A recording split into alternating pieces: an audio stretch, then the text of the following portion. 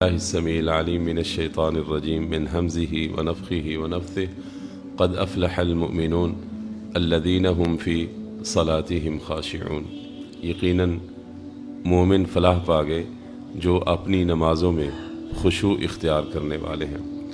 نماز پڑھنا میرے محترم بھائیوں، اس میں خشوع کو اختیار کرنا یہ بہت زیادہ ضروری ہے، کیونکہ اس پر اللہ تعالیٰ نے خوشخبری سنائی ہے کہ خشوع اختیار کرنے والے کامیاب مومن ہیں۔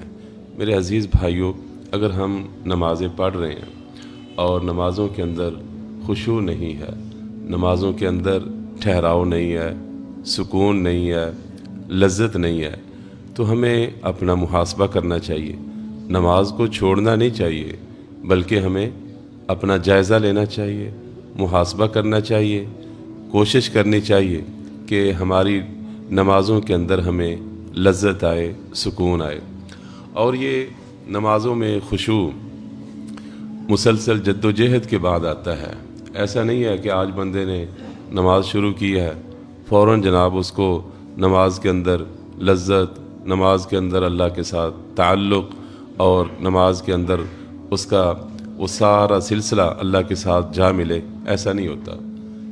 جناب احمد بن حرب رحمہ اللہ، یہ جلیل القدر مسلمانوں کے امام گزرے ہیں۔ ایک احمد بن حنبل، وہ نہیں، یہ احمد بن حرب تھے۔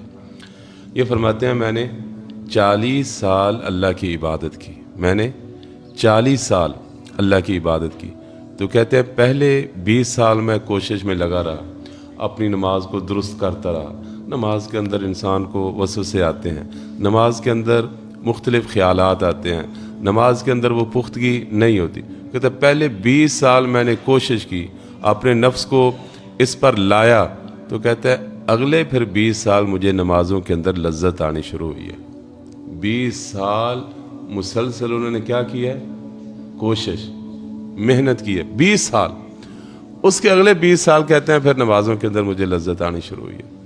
اور کئی بھائی ہمارے معذرت کے ساتھ زندگی میں 20 20 30 30 40 40 50 50 سال نمازیں پڑھ لیتے ہیں، اگر کبھی نماز کے اندر شاید انہیں اللہ کی خشیت سے، اللہ کے خوف سے کبھی ہی شاید ہو کہ آنکھوں سے آنسو جاری ہوا، کبھی انہوں نے ایسی تلاوت کی ہو جس میں اللہ کے وعد و وعید کا تذکرہ ہو، جنت کا تذکرہ ہو، اللہ کی رحمت کا تذکرہ ہو، اللہ کے عذابوں کا تذکرہ ہو، تو کبھی ہی شاید ایسا ہوا ہو کہ وہ توجہ کے ساتھ نماز پڑھ رہا ہو، قرآن میں اس کی پوری توجہ ہو، دھیان ہو، اور اللہ کے خوف و خشیت سے، اللہ کے وعد و وعید کی وجہ سے اس کی آنکھوں میں آنسو آئے ہوں۔ شاید ہم نمازوں کو بس ایک نماز پڑھی اور ورزش کی اور پھر چلے گئے، اس سے زیادہ شاید ہم اہمیت نہیں دیتے۔ میرے محترم بھائیوں، ہمارے اسلاف ایسے نہیں تھے۔ واقعی جب وہ نماز پڑھتے تھے تو ان کی نماز ہوا کرتی تھی۔ ہمارے تو آج کل نمازوں کا جو سلسلہ ہے، کئی بھائی جو نماز پڑھتے ہیں، واللہ اس نماز کو اللہ کے رسول صلی اللہ علیہ وسلم نے چور قرار دیا ہے، یا اس نماز کو آپ صلی اللہ علیہ وسلم نے یہ قرار دیا ہے کہ یہ نماز سے یہ نمازی اپنی چوری کی ہے۔ اسے آپ نے فرمایا سب سے بدترین چور چوری کے اعتبار سے وہ ہے کہ جو اپنی نماز سے چراتا ہے۔ صحابہ نے کہا یا رسول اللہ اپنی نماز سے کیا چرائے گا؟ فرمایا کہ وہ پوری طرح سے اس کے ارکان پورے نہیں کرتا۔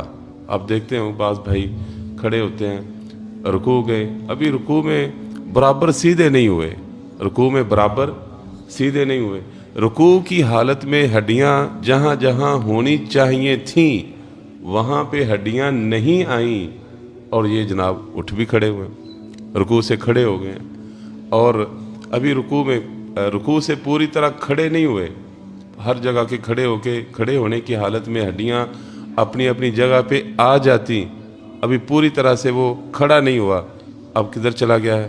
سجدے میں چلا گیا ہے، سجدے میں ابھی پوری طرح سے۔ یہ بعض بھائیوں کو دیکھتے ہیں نماز پڑھتے، اور صرف انفرادی نماز نہیں، باجماعت نماز کئی ایسے کروا رہے ہوتے ہیں، اللہ معاف فرمائے، کہ ان کی اس قدر سپیڈ ہوتی ہے میرے محترم بھائیوں کہ جن پر اللہ کے رسول صلی اللہ علیہ وسلم کی یہ حدیث بالکل پوری طرح سے فٹ آ رہی ہوتی ہے کہ بدترین چور وہ ہوتا ہے جو اپنی نماز کو چرا رہا ہوتا ہے، ارکان پورے نہیں کرتے، اذکار پورے نہیں کرتے۔ ایسی نماز کے متعلق اللہ کے رسول صلی اللہ علیہ وسلم نے فرمایا کہ ایسی نماز اس کے منہ پر مار دی جاتی ہے، ایسی نماز نماز ہی نہیں۔ یہ فتویٰ ہے محمد کریم صلی اللہ علیہ وسلم کا۔ میرے عزیز بھائیوں، یہ ماہ مبارک چل رہا ہے ہماری زندگی سے، تو اللہ کے لیے اپنی نمازوں کی ہم فکر کریں۔ تنہائی میں نا ذرا میری بات دھیان سے، تنہائی میں گھر میں جب گھر میں ہوتے ہیں رات کے وقت صحیح یا دن میں 9 بجے 10 بجے جب اٹھتے ہو، بیدار ہوتے ہو دوبارہ آپ کام کاج کے لیے، اس وقت وضو شضو کر کے مصلی پہ بیٹھ کے ذرا اپنی نماز کا جائزہ لے کہ واقعی ہمیں رمضان ہماری زندگی میں آیا ہے، ہماری نماز بھی درست ہوئی ہے کہ نہیں۔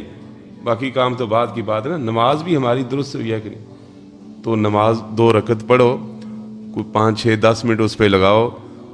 نماز پڑھنے سے پہلے جو ہے نا وہ اللہ کے رسول صلی اللہ علیہ وسلم کا جو فرمان ہے کہ اللہ کی عبادت ایسے کرو کہ جیسے تم اللہ کو دیکھ رہے ہو۔ اب اللہ جل جلالہ خالق ارض و سما، وہ مالک، وہ شہنشاہ مطلق، اس کو تم دیکھ رہے ہو، بندہ اب دیکھ رہا ہے اس کی طرف، تو بندے کی کیا کیفیت ہوگی، بندے کی کیا کیفیت وہ ہو، یہ تصور ہو کہ میں اللہ کو دیکھ رہا ہوں۔ تو اگر یہ آپ نے فرمایا یہ نہیں ہو سکتا تو کم از کم یہ تصور تو ہونا چاہیے نا کہ میرا رب مجھے دیکھ رہا ہے، میرا رب مجھے دیکھ رہا ہے۔ اچھا یہ تصور ہو اتنا ہی کہ میرا رب، میں کھڑا ہوں، میرا رب مجھے واللہ، بلکہ میں تو خوشخبری آپ کو سناؤں کہ جب بندہ کھڑا ہوتا ہے نماز پڑھ رہا ہوتا ہے تو اللہ دیکھ ہی نہیں رہا ہوتا، بلکہ توجہ کے ساتھ اگر بندہ نماز پڑھے نا پوری للہیت، خشیت کے ساتھ، خشوع کے ساتھ، تو اللہ جل جلالہ ساتھ ساتھ جواب دے رہا ہوتا ہے۔ دیکھو میرا بندہ میری تعریف کر رہا ہے، الحمدللہ رب العالمین، میری تعریف کر رہا ہے، الرحمن الرحیم میری ثنا کر رہا ہے، مالک یوم الدین میری بزرگیاں بیان کر رہا ہے، ایاک نعبد و ایاک نستعین، مانگ رہا ہے، جو مانگے گا وہ بھی دوں گا، اور جو میری عبادت کر رہا ہے میں وہ بھی قبول کروں گا۔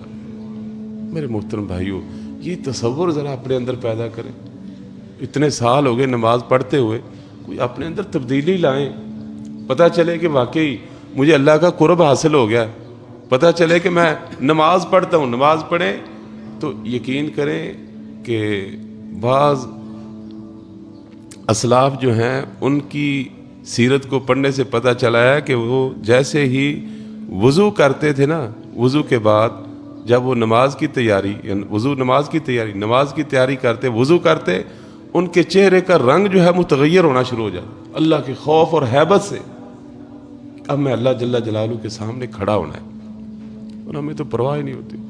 نماز سے پہلے بھی مذاق، نماز کے بعد بھی مذاق۔ کئی لوگوں کو بیماری، نماز سے پہلے موبائل، نماز کے بعد بھی فوراً جناب دیکھتے ہیں کوئی کال تو نہیں آ گئی، کوئی میسج تو نہیں آ گیا۔ اللہ کے ساتھ شاید تعلق بنایا ہی نہیں ہم نے، بھول جایا کریں۔ میں آپ بھائیوں سے گزارش کروں گا کہ اگر جس کو ممکن ہو، جس کے لیے اپنی دکان پہ موبائل رکھ آیا کرے، موبائل چھوڑ دیا کرے، صرف پوری طرح دل کے حضور کے ساتھ جو ہے اللہ کے سامنے، دل کی حضور کے ساتھ، دل کی حاضری کے ساتھ اللہ کے سامنے کھڑا ہوا کرے۔ تو میرے عزیز بھائیوں، یہ خشوع جو ہے یہ نماز کے اندر مطلوب ہے، خشوع نماز کے اندر مطلوب ہے، مقصود ہے، یہ اصل ہے۔ جس طرح وہ میں آگے انشاءاللہ بیان کروں گا کہ وہ صحابی، ایسا خشوع مطلوب ہے کہ صحابی رسول صلی اللہ علیہ وسلم پہرے پر ہے، اللہ کے رسول صلی اللہ علیہ وسلم بھی سوئے ہوں، باہر صحرا میں جہادی دستہ تھا، تو پہرے پر ہیں، تو کھڑے ہیں۔ انہوں نے کہا یار کھڑے ہونا ہی ہے نا، پہرا تو میں چلو نماز شروع کر دیتا ہوں۔ سورج شروع کر دی، دشمن کا ایک بندہ آیا، اس نے تیر مارا، وہ جسم سے نکالا، نماز جاری رکھی۔ اللہ، یعنی گولی لگ گئی آسان لفظوں میں، تو نماز جاری رکھی۔ دوسرا تیر آیا، اس کو بھی نکالا اور نماز جاری رکھی۔ تیسرا تیر آیا، انہوں نے کہا کہ بس بھئی اب کام ختم ہو رہا ہے، لہذا میری ذمہ داری ہے۔ اب دیکھیں، کہتے ہیں اب چونکہ میں مسلمانوں کا ذمہ دار ہوں، میں پہرے پہ کھڑا ہوں، تو اس کو نکالا، جلدی جلدی نماز مکمل کی. اپنے ساتھی کو، 2 بندے تھے، اپنے ساتھی کو اٹھایا، کہا بھئی یہ مسئلہ. اس نے کہا اللہ آپ پہ رحم کرے، وہ پہلے ہی تیر پہ کیوں نہیں اٹھایا؟ پہلے ہی تیر پہ آپ نے مجھے متنبع کیوں نہیں کیا؟ نہیں یار اصل بات یہ تھی، میں ایک صورت میں نے شروع کی ہوئی تھی، اتنی لذت آ رہی تھی، میں نہیں چاہتا تھا کہ اس صورت کو مکمل کیے بغیر نماز کو ختم کروں، لیکن چونکہ مجھے ڈر بھی تھا، ذمہ داری تھی، وہ ذمہ داری کی وجہ سے میں یہ جلدی کرا، ورنہ میں تو اسی حالت، تیر آتے رہتے لگتے رہتے، پرواہ نہیں تھی، اسی حالت میں وہ شہید ہو جاتے ہیں. یہ لذتیں تھیں، یہ ان کی نماز ہوتی تھی. جائزہ تو لیا کریں تھوڑا سا، واللہ جائزہ لیا کریں. ہم نے جائزہ کیا لینا ہے؟ ہماری تو نماز ہی نہیں پوری. عزیز بھائیو، ہماری نمازیں ہی نہیں پوری، ہم نے نماز کے اندر خشوع خضوع کا کیا جائزہ لینا ہے؟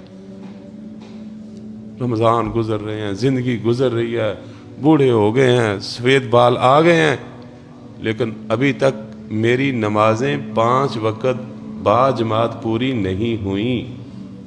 کیا اللہ کو جا کے جواب دیں گے؟ تو یہ خشوع، نماز کے اندر توجہ، دھیان، پوری